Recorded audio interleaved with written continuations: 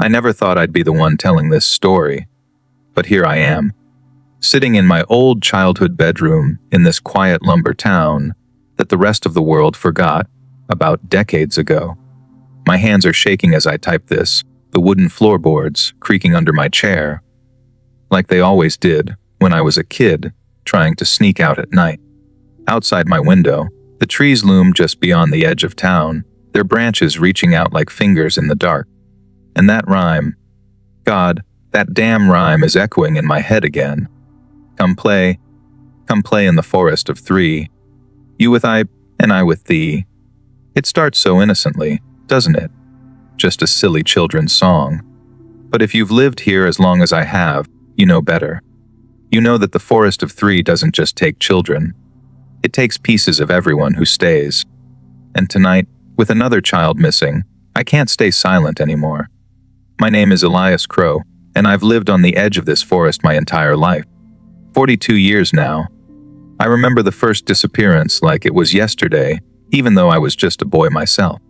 The air back then always carried that heavy scent of pine sap and damp earth, the kind that clings to your clothes and seeps into your dreams. Our town was small, maybe 200 souls on a good day tucked away in a forgotten corner of the Pacific Northwest. No highways nearby, no tourists, just lumber mills that hummed during the day and fell silent at dusk, as if even the machines knew not to disturb the woods after dark. The forest itself was beautiful in the daylight. Towering firs and cedars stretched endlessly, their needles creating a soft carpet underfoot that muffled every step. Sunlight filtered through the canopy in golden shafts, illuminating moss-covered logs and crystal-clear streams that bubbled over smooth stones. As kids, we'd spend hours there climbing, exploring, pretending we were adventurers in some untamed wilderness. But there were always three redwoods that stood apart, deeper in the heart of the forest. Massive, ancient giants, their trunks wider than three men holding hands could encircle. Their branches intertwined high above, forming a natural circle that swayed gently in the wind, almost like they were dancing. We called it the Forest of Three. No one knew why. It wasn't on any map. The adults spoke of those three trees as guardians, protectors of the town. No one ever dared suggest cutting them down, no matter how valuable the lumber. They watch over us. My grandfather would say, his voice low and serious, as he puffed on his pipe on the porch. But even as a child, I felt it that subtle wrongness when you got too close. The way the temperature dropped a few degrees, the way the birds stopped singing, the way your skin prickled like unseen eyes were tracking your every move. I was 8 years old the first time I heard the rhyme properly. A group of us were playing near the tree line one summer afternoon, the sun warm on our backs, the air thick with the sweet smell of wild berries and resin. Little Sarah Thompson started it, skipping in a circle with her friends, their small hands clasped tight. Come play in the forest of three. You with I, and I with thee. Oh, such fun we have in store, lurking there, forevermore. Their voices were high and innocent, but something about the words sent a chill down my spine. Forevermore didn't sound like something kids would say. It felt old, ancient, like it had been passed down from something that shouldn't be remembered. That was the summer the first child vanished. Tommy Hargrove, a bright-eyed boy with freckles and a laugh that could fill the whole schoolyard. He went into the forest after school, just like we all did, promising to be back before dinner. He never came home. The search parties combed the woods for days, men with flashlights and dogs, their boots crunching through the underbrush, voices calling his name until they grew hoarse. The air during those searches was thick with tension, mixed with the metallic tang of fierce sweat and the earthy rot of fallen leaves. But they found nothing. Not a footprint, not a scrap of clothing. Just silence. At night, lying in bed, I'd hear the wind whispering through the trees outside my window. It sounded almost like laughter. Distant, playful, but wrong. My mother would tuck me in tighter, her hands trembling slightly. Stay out of the deep woods, Elias, she'd whisper. Promise me. I promised. But kids break promises. After Tommy disappeared, things changed in subtle ways. The other children still played, but their games had this eerie rhythm. When they skipped in circles, there was always a gap just big enough for one more small hand to fit. They'd hold their arms out at odd angles, giggling, as if someone invisible was squeezing their fingers. During rainy days indoors, while the rest of us paired up for checkers, one board in the corner would move on its own. Pieces sliding across the squares with soft clicks, a child's voice murmuring moves to an empty chair. "Your turn, Tommy." You lost again." I tried to ignore it. We all did. Life went on in our sleepy town, the mills churning out logs, the school bell ringing each morning, the smell of fresh bread from the bakery mixing with wood smoke. But the forest, it felt fuller somehow. Heavier. 15 years passed. I was in my early 20s, working at the mill like my father before me. The calluses on my hands were thick from swinging axes, my muscles aching pleasantly after long days. I'd almost forgotten the rhyme, pushed it to the back of my mind along with childhood nightmares. Then it happened again. Emily Carter vanished. Same story, she wandered into the forest after school, chasing some imaginary game, and never returned. The searches were more frantic this time. I joined one, my boots sinking into the soft moss, the cold mist clinging to my skin like damp fingers. We pushed deeper than ever before, toward those 3 redwoods. God, getting close to them. The air grew still, unnaturally still. No wind, yet the branches above swayed in that slow, deliberate circle. The bark looked almost like faces, if you stared too long, twisted expressions caught in eternal dance. I swear I heard whispering. Not words, but breathing. Slow, patient breathing right behind me. When I spun around, there was nothing but shadows stretching long across the ground. The town mourned again, but quietly. And the children, their circles had a bigger gap now. 2 spaces. The checkerboard in the corner moved for 2 invisible players. Laughter echoed in empty rooms. Parents exchanged worried glances but said nothing.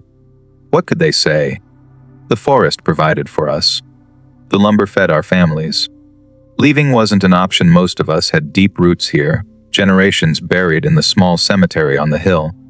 I got married young, to Anna, a local girl with warm eyes and a laugh that reminded me of better days. We had a daughter, Lily. Beautiful, curious Lily with her mother's smile and my stubborn streak. I told her the stories as bedtime tales, but softened them. The forest is magical, I'd say, stroking her hair as the wind rattled the windows. But stay close to the paths. She loved it there anyway, the way kids do. The scent of adventure, the thrill of discovery. Years blurred by. My hair started graying at the temples, the mill work taking its toll on my back. The rhyme faded into background noise, sung by new generations of children, skipping along the dirt roads. Until 3 nights ago, Lily didn't come home from playing. The panic hit me like a freight train. My heart hammered against my ribs as I ran through the streets, calling her name until my throat burned. Neighbors joined in, their faces pale in the gathering dusk. The same town meeting as before, worried murmurs, arguments about whether to search at night. The forest at night is different. The darkness isn't just absence of light, it's alive. It presses against you, heavy with the smell of wet soil and something sweeter, almost like overripe fruit left to rot. Your flashlight beam cuts through it, but the beams seem to bend, swallowed by the trees. I led the first unofficial search with a few desperate fathers. Our breaths came in visible puffs, boots squelching in mud. Every snap of a twig made us freeze, hearts pounding so loud I could hear them in my ears. Lily. My voice cracked, echoing unnaturally. Then, faintly, from deeper in, giggling. A child's giggle, mixed with the rhyme. Come play, come play. I pushed forward, branches whipping my face, leaving stinging scratches that burned with cold sweat. The deeper we went, the colder it became. Not just temperature, a bone-deep chill that settled in your marrow. My flashlight flickered once, twice, and in that split second of darkness, I saw them. small shadows darting between trees. 3 of them, or more, hands linked, skipping in that familiar circle. When the light returned, nothing. Just the 3 redwoods ahead, their massive forms silhouetted against the starry sky, branches intertwined, like they were holding some unholy conference. We searched until dawn, exhausted, terrified. No sign of Lily. Back in town, the other kids were already playing again. Their circle had 3 gaps now, perfect spaces for 3 small bodies. And in the schoolhouse, not 1, but 3 checkerboards sat in the corner, pieces moving slowly, deliberately. Whispers of, "Your turn, Lily," floating on the air. That night, I couldn't sleep. The house felt empty, Anna sobbing quietly in our bed. I slipped out, drawn back to the forest like a moth to flame. The moon was full, casting silvery light that made the trees glow ethereally. My footsteps sounded too loud, crunching leaves that smelled of decay, and something metallic underneath. As I approached the heart of the forest, the wind picked up. The 3 redwoods swayed in perfect unison, their branches creaking like old bones. Shadows danced across the trunks' faces, maybe, or hands reaching out. I stood there, breath shallow, pulse thundering in my temples, and closed my eyes. Then I heard it, clear as day, though miles from any child. Come play in the forest of 3. It wasn't just voices. It was Lily's voice, and Tommy's, and Emily's, layered with dozens more, stretching back decades. Innocent, joyful, but underneath, a hunger, an ancient patience that had been waiting, dancing, playing this game for centuries. I opened my eyes, and they were there. The children, semi-transparent, glowing faintly in the moonlight, holding hands in a circle around the 3 trees. Their eyes were dark, too dark, but their smiles were wide. Lily was among them, waving at me slowly. "Daddy, come play. It's so much fun here. Forevermore." My legs locked. Terror flooded me, icy and paralyzing. But there was something else, a pull. A warm familiarity, like slipping into an old memory. The scent of pine and berries intensified, wrapping around me like a blanket. For a moment, I took a step forward. Just one. Then the twist hit me, the real horror I'd buried for years. I remembered now.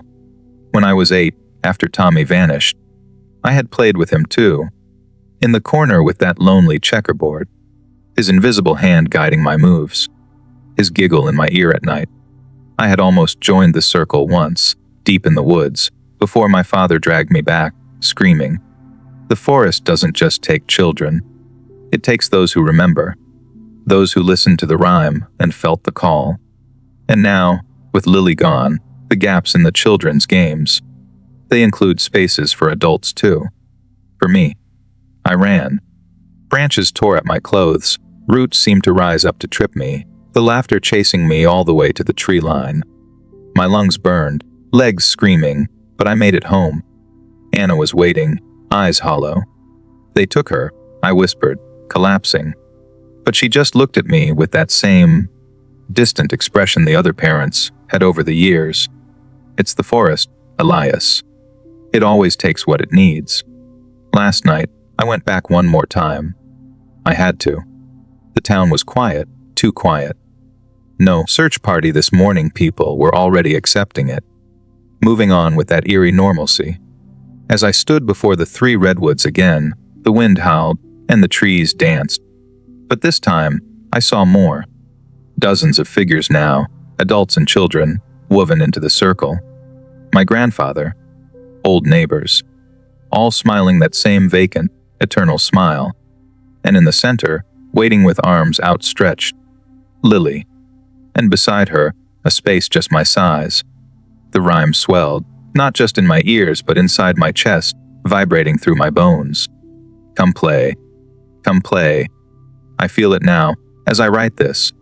The pull is stronger. My fingers itch to drop the pen and walk back into the green. The forest is patient. It has been playing this game for a very long time. 3 children every generation or so, but the circle grows. The guardians aren't protecting the town, they are the town. or what's left of it. If you're reading this and you live near woods that whisper at night, stay away. Don't listen to the rhyme when the children sing it. Don't look for the gaps in their circles. And whatever you do, never, ever go near the 3 tallest trees that seem to dance when no one's watching. Because they're always watching. And they're still hungry for more players. I think I'm going out for a walk now. The forest is calling. Lily's waiting. Come play with us. You with I, and I with thee.